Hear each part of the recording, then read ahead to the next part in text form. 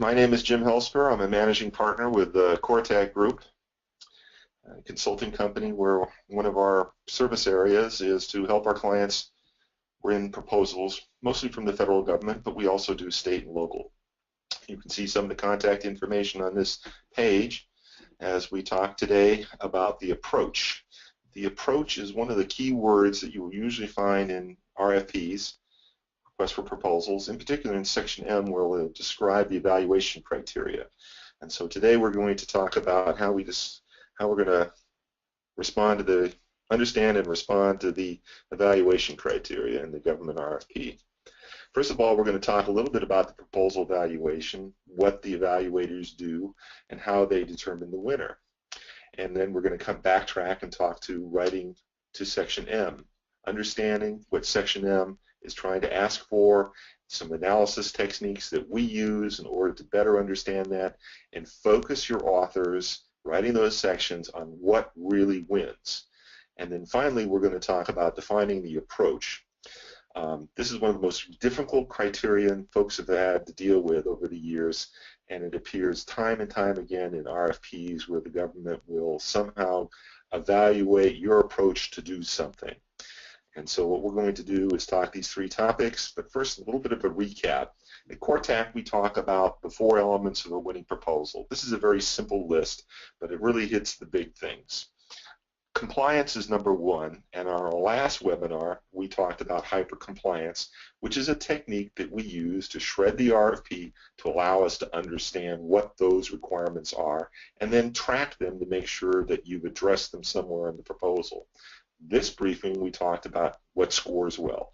Decomposing Section M, finding out what the customer is really looking for, how are they going to evaluate it, and then constructing your response to address those criteria so that you get the best score you possibly can. Later on in this series of webinars, we will be addressing other topics. Our next webinar will be talking to program risk, which relates to the third topic, low proposal risk. And finally, after that, we'll have another webinar talking about strategy, the compelling offer, and what it takes to present that in your proposal. So right now, we'll talk about topic 2, what scores well. When you go to an RFP, most of the proposal folks are going to first look at Section L to figure out what is the scope of the proposal they have to create. Section L is the one that tells you what the contents are of the proposal, what the topics are, and any other requirements, restrictions that they want you to follow while you prepare your proposal. We follow Section L to the letter. Regardless of how complex, convoluted, whatever word you want to put in there, we always follow Section L. That's the first thing. They're going to go through a list of topics, and we're going to present that list of topics in the sequence that they asked for, regardless of how convoluted or how out of sequence or what we think they forgot. We're going to follow Section L to the letter because Section L means compliance. When you are compliant, you have a greater opportunity to get through the competitive range. The competitive range determination allows the government to talk with us. That's when they can release evaluation notices during the discussions phase of the acquisition, and they can highlight problems that they had with our proposal and allow us to fix them. If we don't get through the competitive range, then you have no recourse, no reclama, no protest is allowed. So non-compliance is one of the first things that can cause you to fail, and not make it through the competitive range means you won't be allowed to fix it in these discussions. The problem with Section L is it's more or less a gate. You got to get through that in order to play the game, but it doesn't win. Section M tells you how they will evaluate the score and how what the score will look like. The evaluators use the Section M to determine the winning offer. On the right side is a picture of a cover sheet from an old RFP back in the Future Combat Systems days, a proposal I ran about 15 years ago for a client. Who won? Typical Section M evaluation factors, when you look at it, the all-encompassing mission capability is one of the things where they kind of group everything. They have the option of breaking this out as a separate factors for technical and management, but typically that's where performance, design, system engineering, management, and they score that with a color score that has been defined by the DoD the infamous Shea memo a few years ago, where they defined, and we'll talk a little bit more about that in the next chart, but they tell you that they're going to give you a color score. Another Section M evaluation factor that you might find is proposal risk. Sometimes this is a standalone factor. It addresses the likelihood of proposal success. It's a rating based on the weaknesses that they find in your proposal. But sometimes it can be combined with mission capability, which kind of dilutes its impact. Back in the early 2000s and late 90s, a lot of competitions in the DoD were won on the basis of proposal risk. You might have had a great design, you might have had a decent plan, but the government was worried about your ability to implement it. Performance risk is a third factor we typically find. It is what we call a backward-looking factor. It looks at the contract performance that you had in the past and tries to equate that with some kind of future success. So if you've had trouble in the past in certain areas, the government may look harder in that area, and they will sit there and somehow convolute between performance risk and your mission capability, which could be a real problem. But performance risk is one of those things where they're trying to sit there and assess your likely performance. And indeed, at some point in the past, several of the services said that performance risk had to be equivalent to any other, or equivalent to the most important other factor. So it was a big deal to the Air Force, as an example, back in the early 2000s. The fourth area that we're looking at, an evaluation factor, is obviously cost price. When you have a development contract, most probable cost is typical. And this may be adjusted for risk, where the government goes through an evaluation, they're looking for things that you forgot, things that they feel that are too risky, et cetera, and they may adjust your cost for risk. The three sub-factors, the criteria they typically look for, are reasonableness, realism, and whether or not your cost price is complete. These are typical what you're going to typically find. When we take that, one of the first things we ask our folks to do is make a graphic. Take that evaluation structure, make it into a graphic where the area of the rectangles, as you see in this graphic, is proportional to the relative importance as described in Section M. Section M typically will tell you whether mission capability is equivalent to, more important, or significantly important than any other factor. They will also talk about sub-factors when in there and also give you a relative importance. In this particular case, we see that there were two sub-factors, technical capability and execution, and there are sub-criteria under each one of those.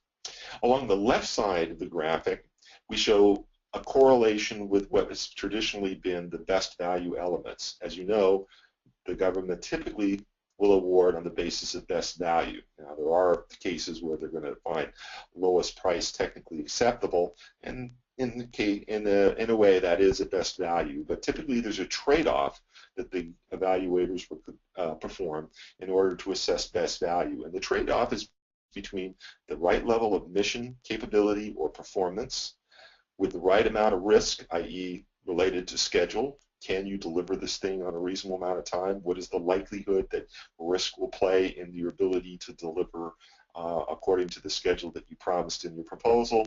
And then, of course, the third element is affordability. And we can see how those relate to the evaluation factors in this diagram.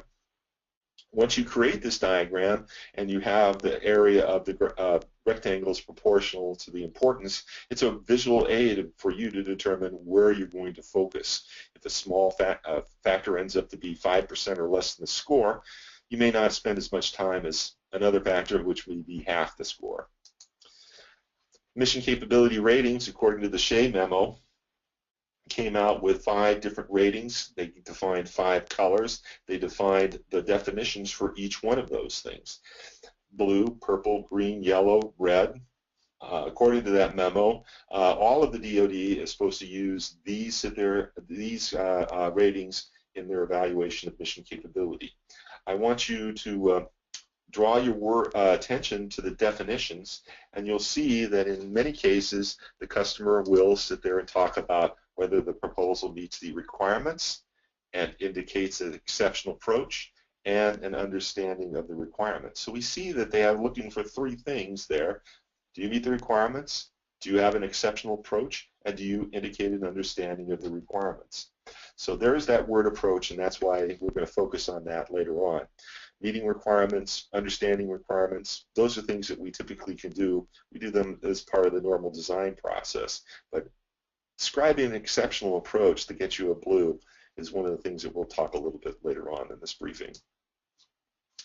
Okay, now for the technique of looking at section M. What we do is we decompose the sentence structure for each sentence in section M. It typically breaks down into 3 parts. The government will do something. We call that the action.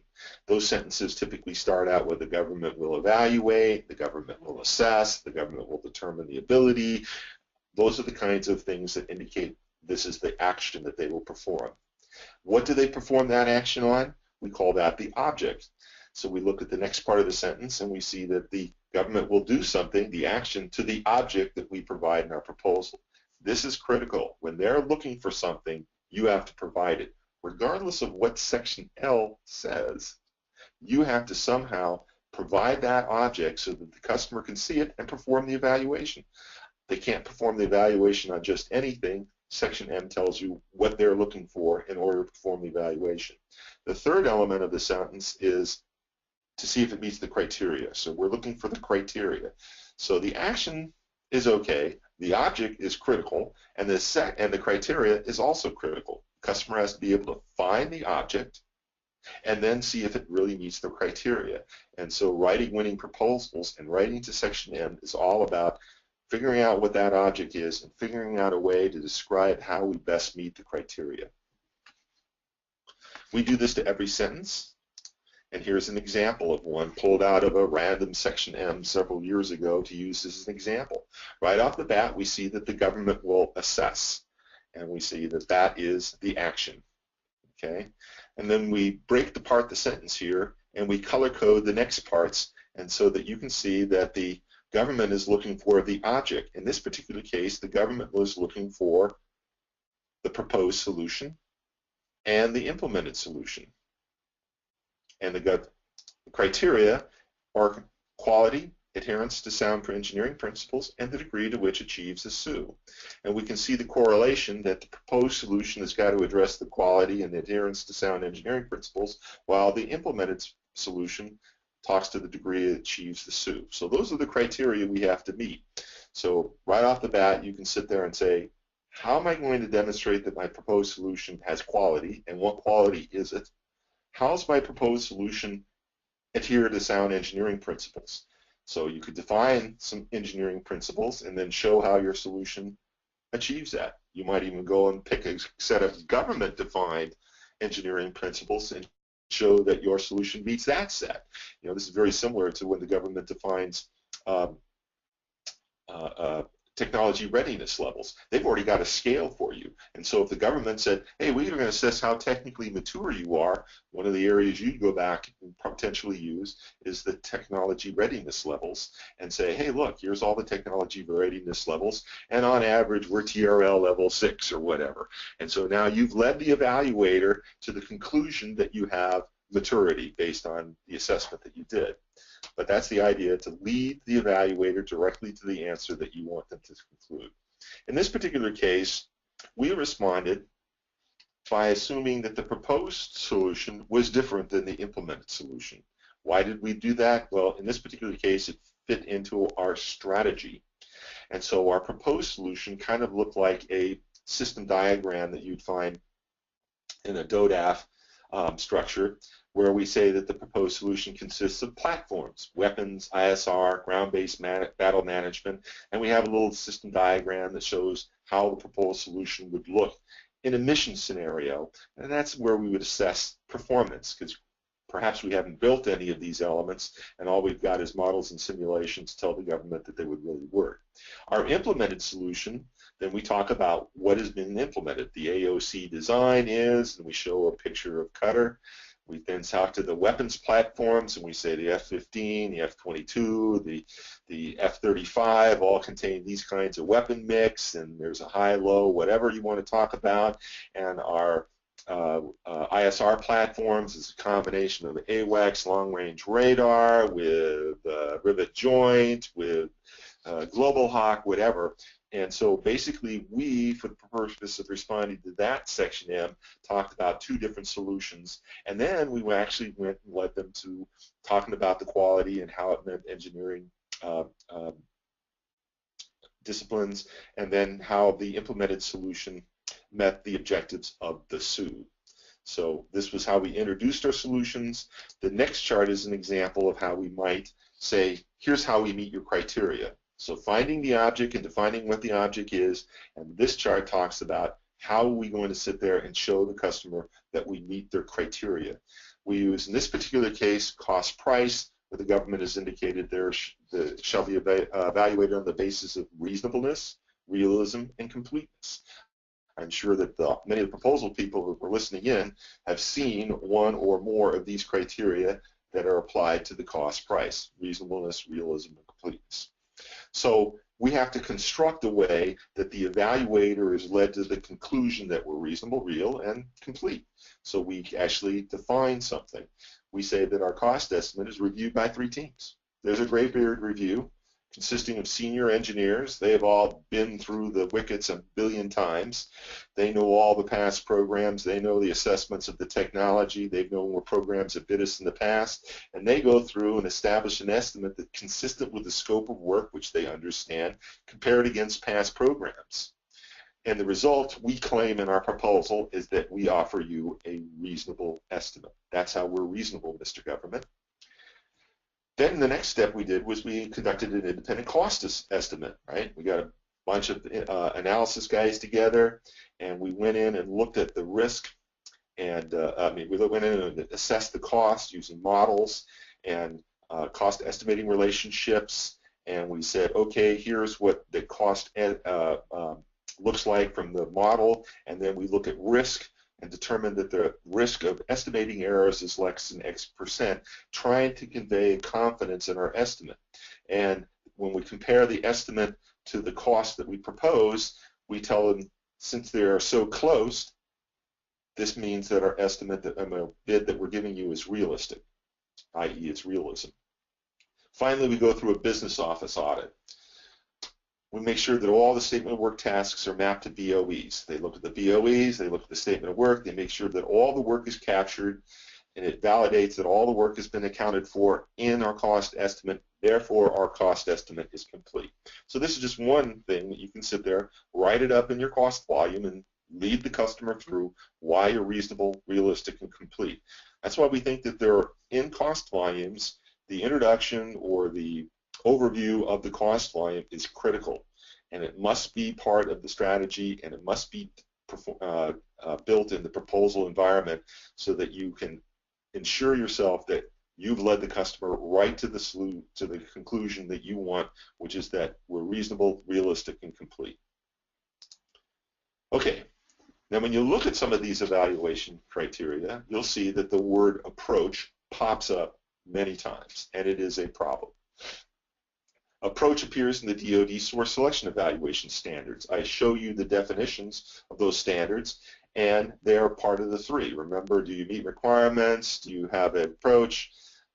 The definitive direction to the services is in that document that tells them this is what you have to go rate. So if the government says you're going to rate their approach, then the RFP better ask for an approach someplace so that the evaluators know what to evaluate. So therefore, it appears many times in RFPs that we've seen. I've seen them for the last 25 years show up. What is your systems engineering approach? Describe your program management approach. Describe your risk management approach. All of these things, are words that they throw out in these proposals, and then we're stuck with having to respond to them. And it could be very difficult. When you're asked about performance against a spec, like do you comply with the requirements, that's an easier job. It's really relatively straightforward to figure out that, yeah, we meet this requirement, margin, et cetera, et cetera. A design description, when they ask for a design description, that's slightly more difficult. You have to shift engineers from design review to sales brochure mode, but how are you going to sit there and ask the engineers to respond to what is my systems engineering approach? So one of the things that we've done is we built a hierarchy that applies to just about every RFP we ever have seen. You can use this take a look at an RFP and see if it works for you. Because what it does is it describes the overall thing that the government is looking for and puts it into context. Usually customer RFPs define a set of goals, right? So there could be a statement of objectives, there could be a statement of work, it could be a technical requirements document, it could be anything. All of these things define what the government is hoping to achieve with this acquisition. They want a plane to fly so fast, they want something, they want you to change the way you do business or the way the DoD does business, whatever it is. They're sitting there and defining the goals that they want to achieve in these acquisitions. And then they turn around and they say, we're going to evaluate how well your approach meets our goal. Okay? So, and when the government says, hey, we're going to evaluate and then we're going to award to the contractor whose approach best meets our goals. And they actually say that many times in Section M. And of course, approach is a very lofty thing. It's a fairly high-level concept. We'll get into that later on in the discussion. But you have to have a plan that supports the approach. Who does what? Where is it done? When does it all happen? You need to have a plan that basically says, this is how we achieve the approach that achieves your goals. And then when you have a plan, you have to have resources to implement the plan. You have to have the people, the processes, the tools, the facilities, all the myriad of other stuff that you have to support the plan. And since this is a proposal, the fifth element always comes in, which is what is the rationale? Why is this the best approach that meets the customer goals? Why is this plan adequate to implement the approach? Why do I have enough resources to perform on my plan? All of this has been repeated in RFP or RFP. We see the same kind of structure, and you can build this kind of a hierarchy when you're looking at it. It helps you focus on the various things that got to go into each category. Okay, choosing the right approach. To illustrate this, I'm going to say that we're sitting in the East Coast, DC area. Customer comes off of the RFP and he says, you got to take me to Los Angeles, and I want to get there by next week. Very simple RFP. They're going to evaluate on the basis of best value, whose approach meets their objective, taking them to Los Angeles by next week. Now, there are a variety of approaches. The first one comes to mind is, come on, boss, we're going to go on an airplane. We're going to get American Airlines and fly to the West Coast. Or we could charter a plane. Maybe we take the corporate jet. We can drive a car, take a bus, hitchhike in a truck, call up Amtrak, see if they go across the United States these days. We can even take a boat through the Panama Canal. All of these are viable approaches. They will all get you to Los Angeles, and if you're fast enough, they'll get you there by next week. When the customer looks at each one of them, though, they're going to evaluate them on the basis of balance of performance, cost, and risk. So the likelihood of you being successful in hitchhiking across the United States in a week may be significantly lower than getting to the Los Angeles by commercial air carrier. So you pick the approach and you say, hey, this is what we're going to go do. Now you have to have the plan that meets it. So each one of these approaches requires a different plan. If we go commercial air carrier, we have to plan according to their schedule. There's so many flights from DC to Los Angeles, DC to San Francisco. Okay, you have to have, they also require different resources in order for you to implement that plan. You have to have a credit card, photo ID. There's certain things you can't bring on board, like your Swiss Army knife. If you decide you're going to charter a plane, you can go when you want. But back in the old days, Reagan International didn't allow chartered airplanes to go into Reagan, so you couldn't go there. You might have had to go out to Dulles or maybe one of the smaller airports around. And of course, you better have a pretty good credit limit on your credit card, since the expense of going across country in a chartered jet is not inconsequential. If you decide to drive, whose car? Who drives? What route? The plans and the resources must support the approach that you select. And that would be all part of the government's risk assessment. Do you have the right plan? Do you have the right resources that implement your approach? Typically, an approach breaks down into three elements. For those of you that think graphics, think graphic. You can make a graphic out of this easily. You have a methodology. It's like a macro workflow. Two examples. Systems Engineering B. That's a methodology. The Harvard Business School business methodology: plan, execute, monitor, control, blah, blah, blah. Those are top-level methodologies that kind of govern the overall flow of work. The systems engineering V with the decomposition of requirements and the development of the design, as well as the integration on the right-hand side. In that, there's implicit timing requirements. For those of you who are old systems engineers, you know at the bottom of the V, you're at CDR. Okay, so all the design development down the left side of the V, and then all of the integration up on the right hand of the V. Implicit in that, there is some timing. You could time according to the product development lifecycle, the design review, etc. Your timing could be associated with management rhythms, right? So if the customer asks, what is your business management approach, you could say, well, my business management approach is this, here's my methodology, and here's the rhythm my business management follows. I have a daily, weekly, and monthly rhythm. You could have a service delivery cycle if you're doing an IDIQ, which starts off with some kind of mini proposal, and we're going to write a proposal, and then we're going to deliver on what you asked for. And the third element is structure. In the case of a program management methodology, timing, etc., you got to have an organization. So the program organization is a way to break apart the work, decompose the work, assign it to various responsible organizations with roles and responsibilities for them to implement. Or you could have a system hierarchy, talking about the systems, the elements, the subsystems, the parts, the units, whatever, and this is how you would structure your requirements flow down, and this was how you would perform your integration along the right-hand side of the V, would be along this system hierarchy.